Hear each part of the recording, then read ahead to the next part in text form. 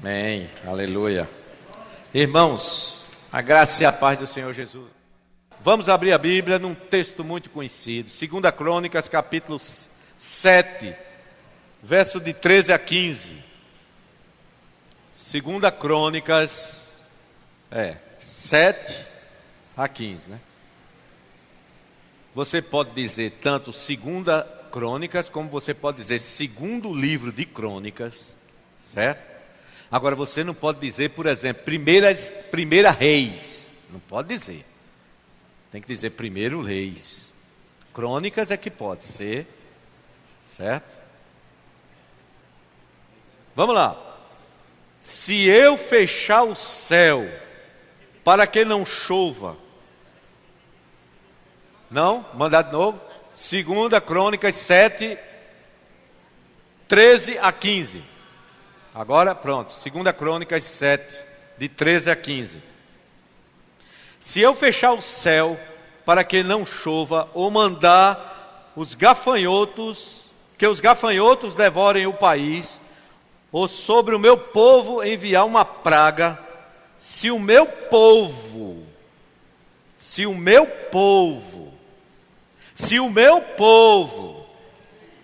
entendeu? Que se chama pelo meu nome, se humilhar e orar, buscar a minha face e se afastar dos seus maus caminhos, dos céus eu ouvirei. Perdoarei o seu pecado e curarei ou sararei a sua terra. De hoje em diante os meus olhos estarão abertos e os meus ouvidos atentos às orações feitas neste lugar. Que Deus abençoe a sua palavra em nosso coração, amém? Irmãos, essa passagem aqui é a resposta de Deus à oração de Salomão. Salomão tinha terminado de construir o templo. Levou-se anos para construir o templo. Quando ele terminou de construir o templo, no capítulo 6, ele faz uma oração de consagração ao templo. Está aí, você pode ver aí, no capítulo 6, a oração de Salomão, a partir do verso 12. É uma oração que ele faz aí de dedicação do templo, de consagração do templo. E ele ora, ele faz uma oração, né, grande aí. E depois dessa oração, Deus aparece a ele, trazendo a resposta, né? Diz aí o versículo 11, né, do texto que nós lemos, né? Quando Salomão acabou de construir o templo e o palácio real, executando bem tudo o que se pretendia realizar no templo do Senhor e em seu próprio palácio, o Senhor lhe apareceu de noite e disse: ouvi sua oração e escolhi este lugar para mim como um templo para sacrifícios. É claro que o ideal de Deus nunca foi um templo fixo. O ideal de Deus era, tanto é que Deus disse que não habita em templos feitos por mãos humanas. Mas ali tornou-se um centro de adoração. O ideal de Deus era exatamente que era o que está no Novo Testamento, era habitar em nosso coração, é que nós fôssemos santuários de Deus. Bom, mas aí Salomão termina aquele templo, dedica o templo e o Senhor aparece de noite a ele. Essa é a segunda vez que Deus aparece à noite a Abraão. Lá a Salomão, no capítulo 3 aconteceu a mesma coisa. Quando ele assumiu o trono, ele pediu sabedoria a Deus. Deus perguntou o que é que ele queria. O que é que ele queria pedir? Está aí, no capítulo 3. Certo? O que é que ele queria? E ele pediu a Deus sabedoria. Aliás, lá em 1 Reis, primeiro livro dos Reis, segundo livro dos Reis. Ele pediu sabedoria. E Deus disse: por que tu pedisse sabedoria e não pedisse riqueza, não pedisse os teus inimigos, né, nas tuas mãos? Eu vou te dar sabedoria como nenhum outro já teve e nem terá, e vou te dar também riqueza e os teus inimigos nas tuas mãos. Foi isso aí que ele falou, e os teus inimigos nas tuas mãos. Então, o que é que acontece? Agora, nessa segunda vez, Deus aparece a ele, só que é agora em resposta à oração que ele fez no capítulo 6. E aí Deus faz nessa resposta uma promessa. Uma promessa condicionada. Porque tem promessa que não é condicional. Certo? Tem promessa que ela não é condicional. E tem promessa que tem uma condição, uma exigência a ser cumprida. Essa aqui é condicional, porque você vai ver ele falando aí, olha. E aí Deus vai dizer exatamente isso, ó. Se eu fechar os céus e não houver chuva, ou mandar gafanhotos, ou mandar peste, ou mortandade, certo? Ou seja, se eu enviar todo esse tipo de coisa aí para o povo, e Deus não vai mandar só por mandar, ele vai mostrar aí que ele mandaria se o povo tivesse rebelde. Certo? Então, se o meu povo, que se chama pelo meu nome, aí ele vai mostrar as condições. As condições para ele reverter o quadro. É as condições para ele reverter o quadro. Aquele quadro de miséria, de destruição, ele vai reverter esse quadro, mas tem uma condição. Né? Tem uma condição que está aí no versículo 14. Então vamos ver que condição foi essa. Primeira coisa que ele coloca aí é se humilhar. Observou que ele não colocou orar? Observou? Ele colocou se humilhar. Tem versão que diz assim, versões mais antigas que traz assim, se quebrantar. Se humilhar. Por quê, irmãos? Porque não adianta você orar se não tiver um coração humilhados e quebrantados diante de Deus. Não adianta. Davi, no Salmo 51, ele vai dizer que o que Deus se agrada não é sacrifício, mas um coração quebrantado Deus jamais rejeitará. Um coração quebrantado, um coração humilhado, um coração dependente de Deus. Não é que você vai dizer a Deus, ó Deus, eu sou que nem aquele tomate podre, aquele tomate caído lá na feira, onde todo mundo passa e espagata, todo mundo passa por cima. Não é isso, querido, é o coração. Porque não é só as palavras. Por isso que vem antes de orar, porque a gente pode orar a Deus com o coração altivo. Aliás, a parábola do fariseu e publicano mostra isso. Que o fariseu orava de si para si mesmo. Ou seja, não chegava a Deus. Era uma oração para ele mesmo. Porque ele dizia, graças te dou, Deus, porque eu não sou como os demais homens. Olha, tão bonitinho ele. Eu não sou como os demais homens. Eu jejuo 2 vezes por semana, eu dou o dízimo de tudo, eu oro, eu faço isso, eu faço aquilo.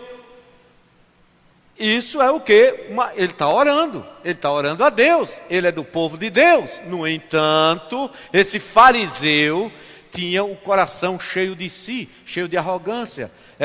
Era alguém que achava o máximo. Já o publicano, quando foi orar, disse, Senhor, nem ousava levantar os olhos.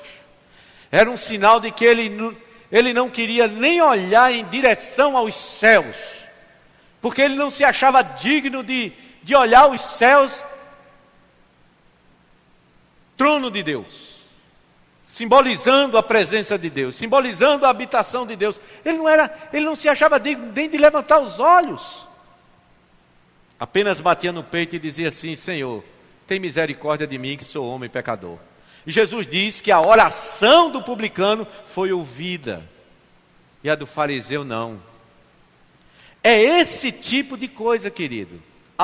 Humilhar-se, quebrantar-se diante de Deus, ter um coração quebrantado diante de Deus, é alguém que reconhece que sem Deus não é nada. É alguém que reconhece que sem Deus não é nada. É alguém que reconhece que depende de Deus. É alguém que reconhece que a sua vida está nas mãos de Deus. É alguém que reconhece que tudo que se é e tudo que se tem e se é por causa da bênção de Deus na nossa vida. Na nossa vida. Isso é se humilhar diante de Deus. Não é chegar diante de Deus com um coração altivo, mas um coração quebrantado. O profeta Isaías, ele diz assim, uma palavra de Deus através do profeta Isaías: eu habito num alto e num sublime lugar, num santo lugar, mas eu habito com o abatido e contrito, ou seja, quebrantado de coração. O apóstolo Pedro, ele vai dizer o seguinte, né? Que Deus resiste ao soberbo, Deus resiste ao orgulhoso, mas dá graça ao humilde, ou seja, dá graça ao quebrantado, né? Quebrantado. Tem uma passagem, tem uma frase de Jesus que está relacionada com a sua morte, mas que também a gente pode tirar uma lição para a gente. É quando Jesus diz assim: se um grão de trigo caindo na terra não morrer, fica só, mas se morrer, dá muitos frutos. Jesus está falando da sua morte, que o grão de trigo ali é ele. Mas a gente pode pegar isso aí como uma parábola também. A gente pode pegar isso aí como mostrando que o grão de trigo, para que ele possa gerar vida, tem que quebrar a casca, ele tem que cair, ser enterrado, a casca tem que ser amolecida, quebrada, para que possa surgir a nova vida, possa surgir ali o embrião e comece ali a germinar e comece a crescer até produzir frutos. Assim também somos nós, queridos. Se nós não quebrarmos a nossa casca, se a gente não quebrar a dureza do nosso coração, nós não teremos vida, nem podemos produzir vida.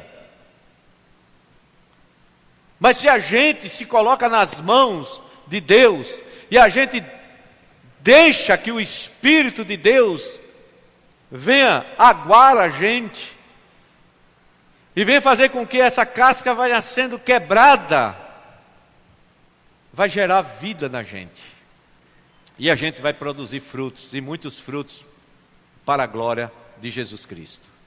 Então a primeira coisa é essa: se humilhar, se quebrantar.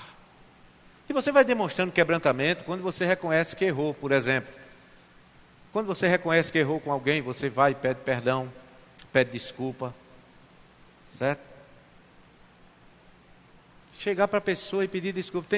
Uma vez uma pessoa disse para mim assim, uma pessoa conhecida minha disse assim: olha, pastor, uma coisa que eu tenho é dificuldade de pedir perdão. E olha, era uma pessoa assim, que tinha cargo de liderança, dentro de convenção, seminário e tudo. Mas ela confessou isso para mim. Eu era professor lá onde ela era a coordenadora de lá. E ela disse isso para mim: eu tenho uma dificuldade tão grande. Eu prefiro fazer determinadas coisas mostrando à pessoa que eu estou arrependido do que fiz com ela. Digamos, eu disse uma coisa, feri Tiago aqui, e de vez de chegar para Tiago e dizer assim: Tiago, olha, eu errei contigo, me perdoa, eu não devia eu te feri, me perdoa tudinho. Aí eu chego para ele, levo um copo d'água, ele está ali, eu trago um copo d'água. Entendeu? Ou seja, eu estou fazendo uma coisa, mas não estou entrando no cerne da questão. Mas a Bíblia diz que eu devo ir até a pessoa e pedir perdão. Certo? Do mesmo jeito, e aí a gente vai entrar mais na frente, né? Do mesmo jeito é com o Senhor, mas a gente vai chegar lá. Aí diz aí, ó, e orar. Aí vem a oração, o clamor, certo? O clamor, orar, buscar a Deus. E a gente vê de Gênesis a Apocalipse, a gente vai vendo as orações, a Bíblia sempre incentivando a gente a orar. Porque orar, queridos, é a maneira mais básica de você estar em contato com Deus. Orar é o meio, o caminho, o método, a coisa mais básica da gente estar falando com Deus, certo? Da gente conversar com o Senhor. E aí cada um tem o seu próprio estilo de oração. Não tente imitar a oração de ninguém, tenha seu próprio estilo, certo? Tenha seu próprio estilo de oração. Seja você mesmo na oração. Você pode até admirar, por exemplo, tem pessoas que eu admiro quando oram, certo? Tem uma oração bonita, né? Tal, certo? Durante muito tempo da minha vida, né? Eu li muito sobre oração, muito mesmo sobre oração, e já botei tudo que é método que ensinava nos livros em prática, na área de oração, certo? Eu aprendi que eu deveria orar como Deus me fez. Só isso. Como Deus me fez. Então eu oro do jeito que Ele me fez. E uma coisa que Deus me fez é que eu sou muito objetivo, eu não arrudeio. Eu sou muito direto. E minhas orações são assim. E eu já lutei até com Deus, disse, mas Deus, eu queria orar mais um pouquinho sobre o tal assunto. Se a pessoa se você chegar para mim assim, pastor, ore por mim. Ou então tem um pedido de oração aqui agora, por um irmão que está internado. Eu vou chegar aqui e vou orar, Senhor, eu quero te pedir pelo irmão fulano, coloco ele diante de ti, junto com a igreja, em oração, pedindo que o Senhor, em nome de Jesus, restaure a saúde dele. Amém. É assim minha oração. É assim. Eu sou feito Neemias. Como eu preguei domingo aqui. Neemias, as orações de Neemias são 2 frases. Neemias. Mas eu admiro quem está ali, vai orar pelo irmão, certo? E bota outras coisas no meio também. Não coisa que não tenha nada a ver, né? Imagina na hora da comida. Na hora da comida. Tinha uma família que toda vez que... Tinha um pastor também entre eles, né? Mas quando ia orar, na hora que eu era convidado para estar almoçando com eles, aí, na hora de orar ele fazia... Deixa que o pastor Belarmino ora. Porque eu dizia, Senhor, muito obrigado pelo alimento, em nome de Jesus, amém.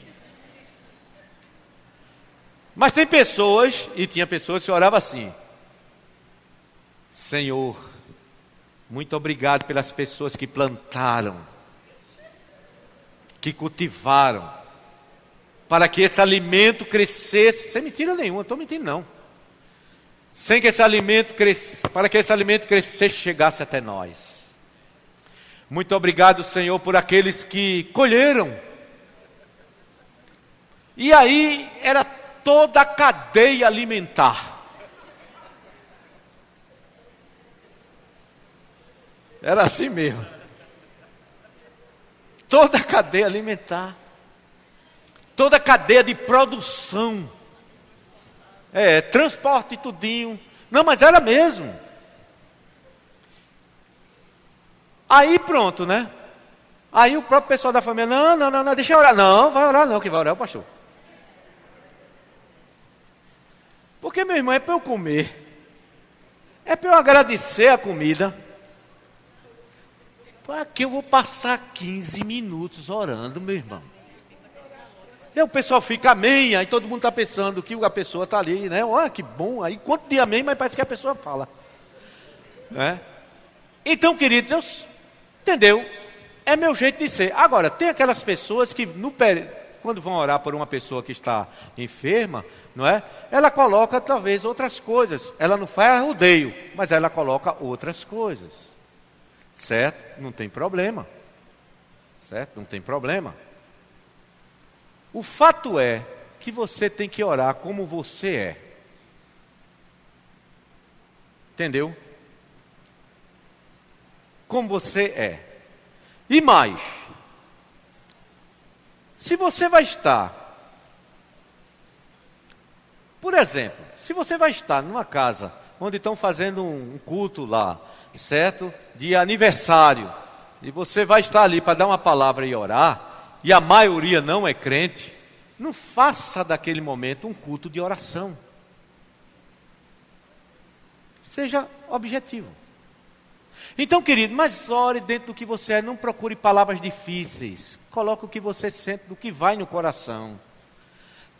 Está chateado com Deus? Alguém já ficou chateado com Deus? Eu já. Né, Rosângela? Já pegou pau com Deus?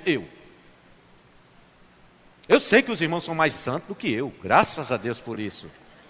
Né? Que nunca brigaram assim com Deus, de nunca ficaram decepcionados com Deus. Eu já. Eu já. Graças a Deus. Eu espero que você nunca brigue com Deus. Continue assim. Certo? Mas acontece, queridos, que ali eu estou colocando para Deus meu sentimento. É assim que eu estou sentindo. Ou seja, você ora por uma coisa, mas ali naquele momento Deus, você esperava uma coisa, veio outra, e você diz, mas Deus. E você ali, está ali discutindo com Ele. Agora Deus não sabe o que está no teu coração, não sabe. Não, pastor, eu aceito tudo como a vontade de Deus. Quando a pessoa fala assim para mim, eu digo, meu Deus, quanta falsidade em Jesus. Não, querido. Sabe por quê? Porque eu vejo na Bíblia os homens mais santos da Bíblia, as mulheres mais santas discutindo com Deus. Aí eu vejo Elias, está na casa da viúva em Sarepta, multiplica lá o azeite, mas o filho da mulher morre. E o que é que Elias faz? Diz assim, mas Deus, como é que até essa viúva tu aflige matando o filho? Aí ele está dizendo, acusando Deus de homicida. Olha a audácia dele. Moisés um dia está orando para Deus perdoar o pecado do povo, e Deus disse, não, eu vou fazer de você uma nação, esse povo é duro, tal. Moisés disse, se não é para perdoar ele, então risca-me do teu livro. Olha bem, um dia está Jeremias lá se queixando para Deus, porque Jeremias era um profeta que, ele tinha muita carga emocional, era um profeta meio deprê, melancólico. Um dia ele está orando a Deus e disse assim, Deus, eu não pedi para ser pastor, eu não pedi para ser profeta. Eu digo, Neemias disse isso, foi? Vou guardar isso aqui. Um dia eu com Deus, Senhor, eu não pedi para ser pastor não, viu? Mas esses homens e mulheres de Deus, eles foram sinceros com Deus. O que Deus quer na oração é sinceridade. Está chateado, diga, Deus, olha, eu estou chateado, Deus. Estou chateado, está certo, é a tua vontade, mas eu estou chateado. Me perdoe pela minha chatice, Senhor, contigo, mas eu estou chateado. Do que você chegar e dizer, Senhor, graças a Deus, e com o coração revoltado com Deus. Então a oração, querido, seja você na oração. A oração que ele promete aqui é a oração de um povo que chega diante de Deus em sinceridade, chega em sinceridade, fala o que está lá no coração diante de Deus, porque Deus já conhece o que está aí no teu coração, querido. Buscar-me-eis e me achareis quando me buscardes de todo o vosso coração. Invocar-me-eis e me achareis quando, é outra versão, quando me buscar de todo o vosso coração. Olha bem, querido, a gente tem que buscar a Deus de todo o coração, sabe? E essa busca é como se fosse uma busca desesperada. A gente ora a Deus, mas parece que a gente não está desesperado, buscando a Deus, Senhor, eu quero isso para a minha vida. A gente busca o avivamento, e a gente busca uma vida cheia do poder de Deus, mas a gente não busca com intensidade, Como está lá escrito, né? Pedi, dá-se-vos-á, buscai, né? E achareis. Batei e abre-se-vos-á. A gente não faz isso, querido. A gente não busca com intensidade da nossa alma. Quando a gente decide, você tiver, ou eu, qualquer pessoa aqui, um pai, quando um filho está doente, o que é que você faz? Você vai buscar ajuda para esse filho. Você vai fazer de tudo por ele. Não é verdade? Você leva num canto, aí naquele canto não pode atender, já está cheio. Aí você vai, leva para outro hospital, chega lá no outro hospital, é a demora, aqui não atende caso de criança. Aí você vai para outro hospital e você passa o dia naquela agonia buscando que o seu filho seja atendido. E você está buscando com toda a sua força, você não come. As mães aqui sabem isso. Você não come, você não lembra de comida nem nada. E você muitas vezes encontra um hospital 10 horas da noite. É assim aqui no Brasil, né? Você encontra um hospital 10 horas para a noite. Desde as 4 da manhã que você está doido no meio do mundo, ou doida no meio do mundo, procurando que alguém atenda seu filho, mas você está ali, você briga. Né? E você briga, a atendente diz, mas não tem vaga aqui, e você parte para cima. Não é? E a pessoa não tem nem culpa lá, mas você desaba com ela. Por quê? Porque você está buscando uma ajuda para seu filho, porque seu filho está correndo perigo de vida, e você quer ver a saúde do seu filho. Mas quando a gente vai buscar as coisas de Deus para a nossa vida, a gente não vai buscando com a mesma intensidade. Vai? Não vai. A gente não busca com a mesma ênfase.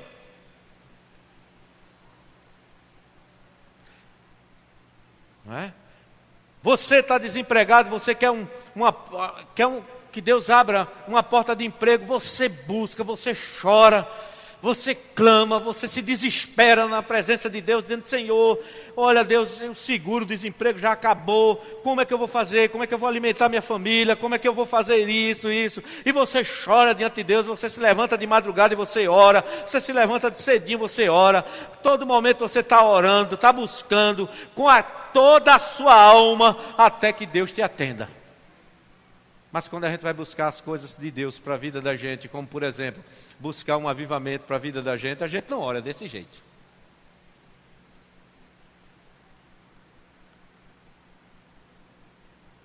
Para finalizar, e diz aí ainda, e se afastar dos seus maus caminhos, ou se converter dos seus maus caminhos. Tem umas versões que diz se converter. Se converter dos seus maus caminhos. Aí, queridos, o que é conversão? Já está dizendo, né? É o retorno para Deus. Você vai num caminho, já andou assim, você vai num caminho, tal, e depois diz, rapaz, será que é por aqui mesmo? Aí você para o carro e pergunta assim, onde é que fica tal lugar? Ah, você está indo para o lado errado. Volte, que você já passou. É isso, é voltar. Você está indo no caminho, se afastando cada vez mais de Deus. Conversão é isso. Vai chegar um momento que Deus vai tocar no teu coração e dizer, tu estás se afastando, tu estás indo na direção errada, volta. Aí você volta para Deus. Volta para a prática das primeiras obras. Volta para o primeiro amor. É isso. Queridos, só quando a gente, povo de Deus, se humilhar, orar, buscar a face do Senhor e se converter dos nossos maus caminhos, porque tem coisas que a gente vai fazendo no nosso dia a dia e a gente não vai percebendo que isso é pecado diante de Deus. Que nós estamos afastados de Deus, que nós precisamos voltar para Deus. E quando a gente afasta-se dos pecados, aí ele diz, então eu ouvirei dos céus.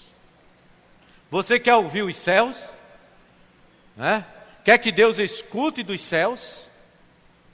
Quer que Deus olhe para você? Quer que Deus tenha a sua causa? Quer que Deus resolva as suas questões?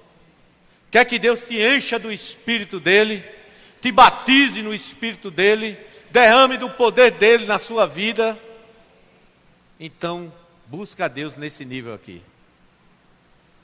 Busca a Deus nesse nível. Porque a promessa é que Ele ouvirá. Você crê nisso? Essa é uma promessa condicional. Ele ouvirá. Que Deus nos abençoe. Pastor Climério pode encerrar aqui com uma bênção para a gente.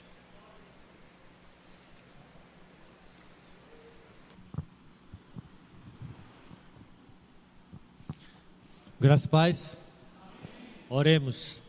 Senhor, muito obrigado por Tua palavra. Guarda nosso coração, ó Deus, e que possamos seguir essas orientações para uma oração onde o nosso coração estará escancarado diante de Ti. Tira todos os mitos de nossa mente sobre oração e nos aprofunda, ó Deus, nesse momento de intimidade que é o caminho da oração, com o coração aberto, sincero, diante de Ti, para que possamos, ó Deus, alcançar os céus através dos nossos momentos de orações. Leva com segurança aos nossos lares, abençoa o momento onde estaremos em família, no momento de almoço, derrama da Tua graça, e Senhor, continua nos direcionando para esse caminho do avivamento. Nós precisamos, nós necessitamos, ó Pai, esse reencontro. Traz uma reconectação contigo, porque muitos de nós estamos desconectados à voz do Teu Espírito. Então, nos conduz à Tua presença, nos leva, Senhor, ao jardim da oração. É o que nós te pedimos, no nome santo de Jesus. Amém. Que a graça do Senhor Jesus, a bondade do nosso Deus e que a consolação do Santo Espírito esteja com cada um, hoje e para todos sempre. Amém. Coração silencioso, estamos despedidos no nome santo de Jesus.